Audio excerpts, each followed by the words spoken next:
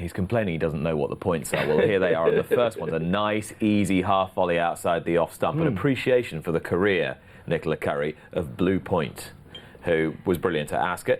Is it sad that he's retired, or was it right to retire him? I think they'll know themselves, but it's sad, but I think what a perfect end to a career. Do you know, he was fantastic, and to come back and do it again was just, what a little horse, you know. Could all do a few more of them in our lives. But yeah, I think it was probably a nice ending to finish it there. He's ought to leave a pretty significant impact, this horse, and he ought to make a stallion.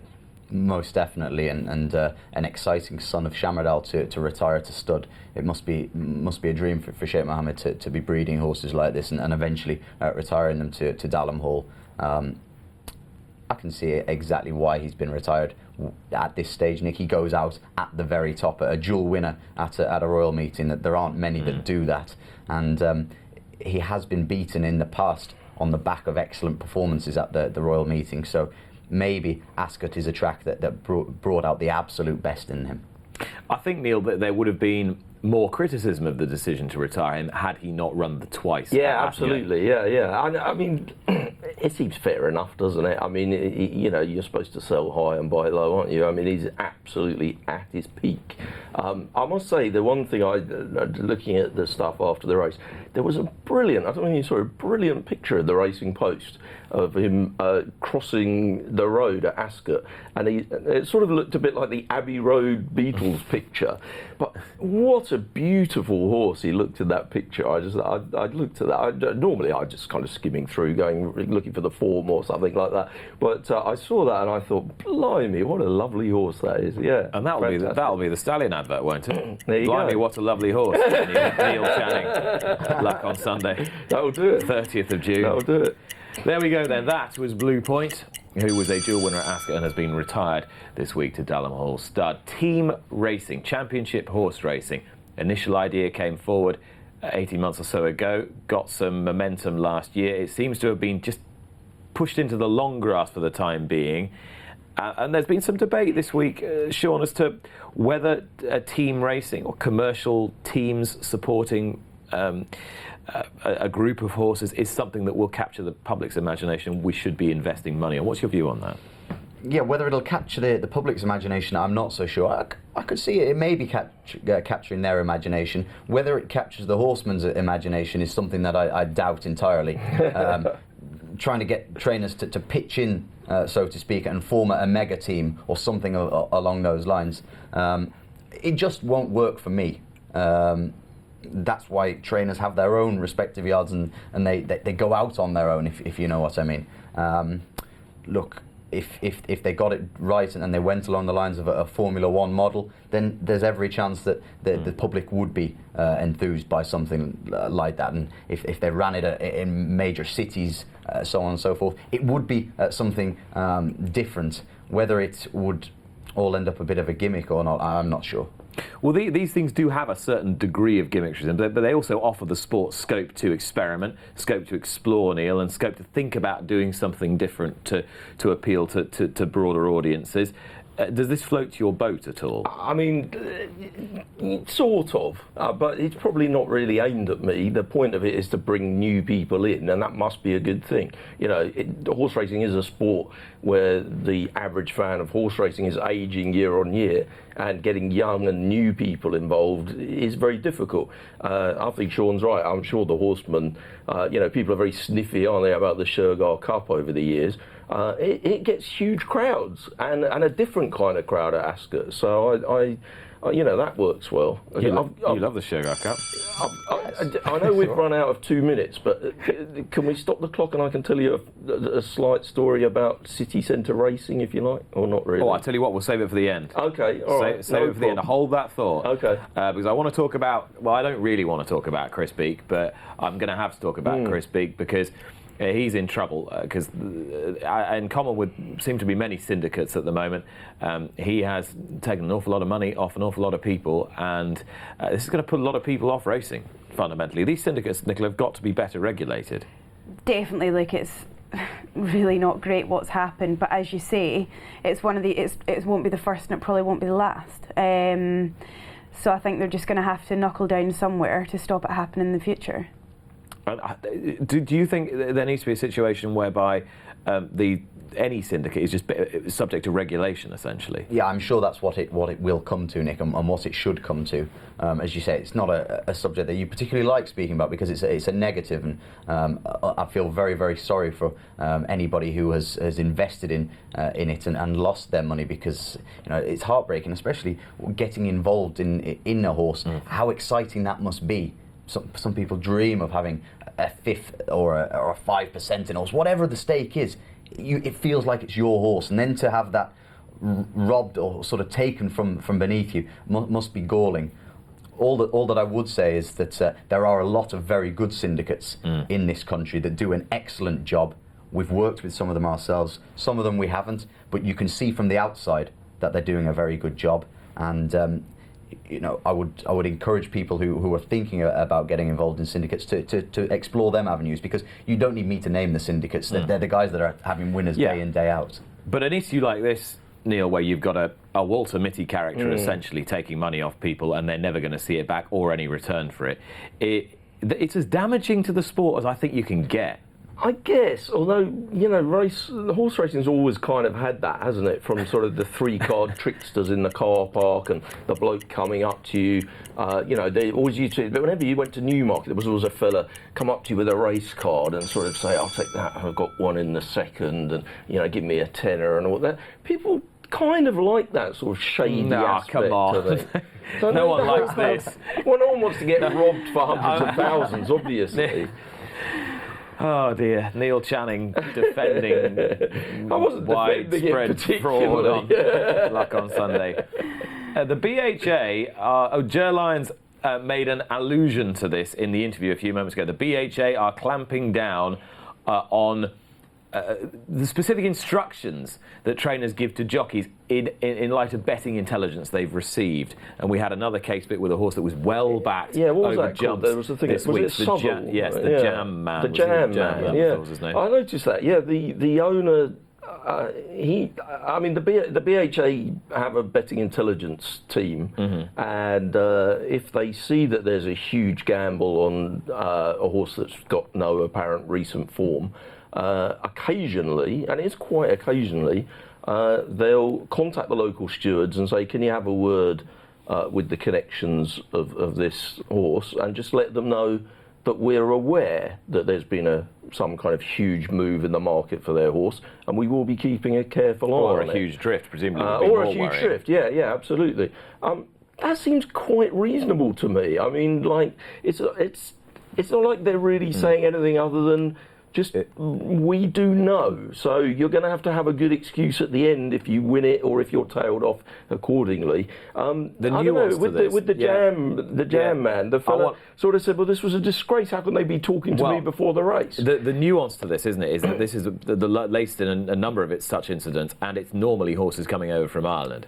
There was one at Carlisle the other day. One of Charles Burns'. Exactly. And I think that's a good point.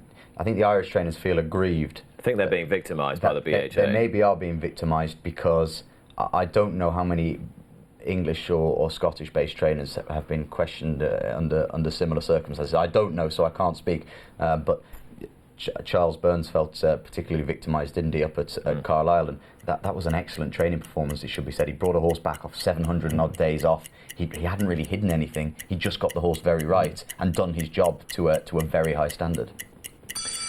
That story, I think, has probably got a little bit more juice in it, and one we'll probably discuss in the weeks to come. The Breeders' Cup this week held a board meeting and decided to keep the Breeders' Cup this year at Santa Anita in Southern California, which has been its host site more times than any other. Were they right to do so, do you think, Sean, in the wake of the amount of deaths there have been at Santa Anita this year? I think so.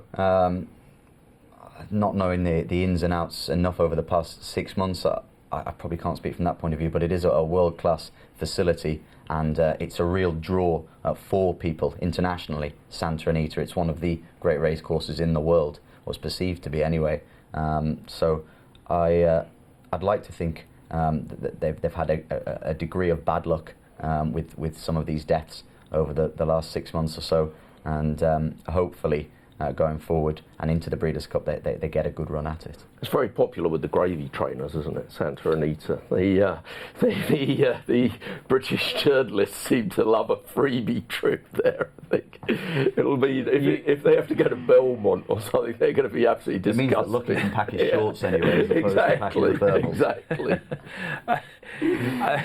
It's a very good point you make, Neil. It is a beautiful place and one of my favourite racetracks. But the serious point is, should the Breeders' Cup be run there this year in light of what's been a very serious unfolding situation in Southern California? Somebody said to me the other day they've had less deaths there. It's not even the record year. Well, if you take out the aberrant period where there was extreme bad weather, that is, the statistics actually read less badly, much less badly. Yeah. And I think this was a data-driven decision. So I'm in support of the decision. I don't know. I defer to Michael Dickinson on these matters. I don't want to comment without chatting with him first. Please don't do that. That's not a good idea. Who knows? You might be riding at Santa Anita in Well, a few months' time. I know. You're Well, going to get Jamie Osborne to get one ready for you. Exactly. I'll have a word with him. Hopefully we'll be there. It's not beyond the bounds of possibility. He's done it before. We're going to talk about Graham Gibbons, who wants his licence back. He was banned for a significant period of time for putting another jockey's sample as his own so as to avoid a positive test. It was a pretty heinous offence, and he served some time for it. Now, Graham Gibbons was your stable jockey, Sean, for your dad's stable jockey for a long time. What's your view on this? He was, first and foremost, what he did was very wrong, and he deserved the punishment that he got, no doubt. But he served his time. He served the time that he was banned for. So I believe he should get his licence back. Very, very talented rider, Nick. I mean, he rode our first Royal Ascot winner. There's a picture still sitting proudly in the office of Pevensey winning the Duke of Edinburgh handicap, and on one side of him he's Richard Hughes on a Richard Hannon trained horse, Solent I think it was, and there's Mick Cannan up on an Aidan O'Brien trained horse. And Dad said he was one of the few jockeys that he's put up that in the final furlong against Hughes and Cannan he didn't give an inch, and he was only a very young man at the time. He's well known up the north. He is as talented a rider as has ridden in the north for the last 20 or 30 years, I'd say. But his career has been a checkered one, and he's not found it easy really to manage himself. No. And that's the next chapter of his life that he's going to have to manage better. Yeah, and hopefully he does, and he gets on the straight and narrow, and he gets all the help that he's needed, because you do need help, undoubtedly. But I do wish him the best, and I'm sure if he gets his act together, he'll be back and riding winners. What do you think the feeling in the weighing room is, Nicola? Look, I'm not sure, to be honest. It's not something we've really spoke about or I've heard a lot of. I agree with Sean. Look, it was obviously very bad what he's done, but yes, he served his time. But who's to say he might not fall back again? Do you know? I don't know him as a person. It'd be unfair, really, for me to comment on that. But I think there'd be a lot of different opinions if you went into the weighing room and asked about it. That was maybe riding, a lot of the lads that were maybe riding with him at the time and would know more than I would. I think you'd find a lot of different opinions. That's interesting. Now, I know we talked about this last week, the bet restrictions on the Frankie multiples at Royal Ascot, but Neil Channing has specifically requested, off the back of what looks an unfeasibly large pastry, to talk about this again. I went a bit crazy there. I thought I had 2 minutes to eat that pastry. The floor is yours. Go on, get on with it. 146. No, I did see the front page of the Racing Post the other day. A good old friend of mine, Ben Keith from Style Sports, was generally slagging off a couple of the firms. I believe Sky Bet and Bet365 on the Saturday of Royal Ascot refused or made it that it wasn't possible on the site to bet a fivefold accumulator on Frankie's runners. And, you know, he was basically saying, well, this is ridiculous. You know, you've had all the money over the years and now you're running scared.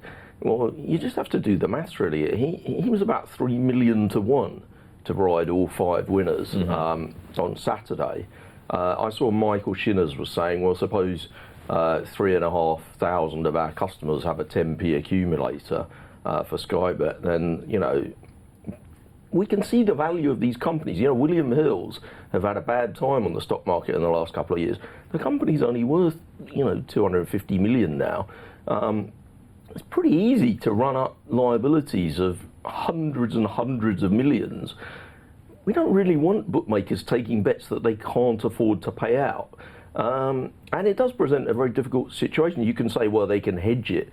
But if you're Bet365 or your Sky Bet, two of the biggest, there's no one to hedge with. Everyone else has got the same problem. You can put money into the market and make the last one go off even money. I understand what you're saying, and you're basing this in a lot of fact, which is unusual in circumstances like this when people start ranting about it. But when people see that the boss of Bet365 paid herself £265 million last year, this ain't going to wash. But we're talking, the liability that they would have been facing would be billions, not millions, billions. I mean, I don't know it's hard to know what 365 is worth as a company because it's, it's privately owned by the Coates family and it's not traded on the stock market. But it would be fair to say you wouldn't get change out of 8 billion or something like that. Like there's no need for them to put their company out of business overnight. You can say, well, it's never going to happen or whatever, but that's slightly ridiculous. People, anything can happen in sport. We know that, and they're just. I know it's a difficult situation. Sorry, we've gone over the 2 minutes. I know it's a difficult situation, and people want to bet on it, and it is marketing for the game. Frankie has 4 winners or 5 winners or whatever. But you just think how big a story it was on Thursday, and how much coverage it got, and then suddenly how many people would have looked at that and thought, I'll tell you what, I'm going to do an accumulator of Frankies on Saturday, a much bigger racing day. I appreciate a comprehensive alternative view on this from the one that's generally been talked about in the last couple of weeks, and the alternative view to the one expressed here on Talking Points last week on Luck on Sunday. We are going to introduce you to Tallulah Lewis, who is the chair of Women in Racing, when you return from this break.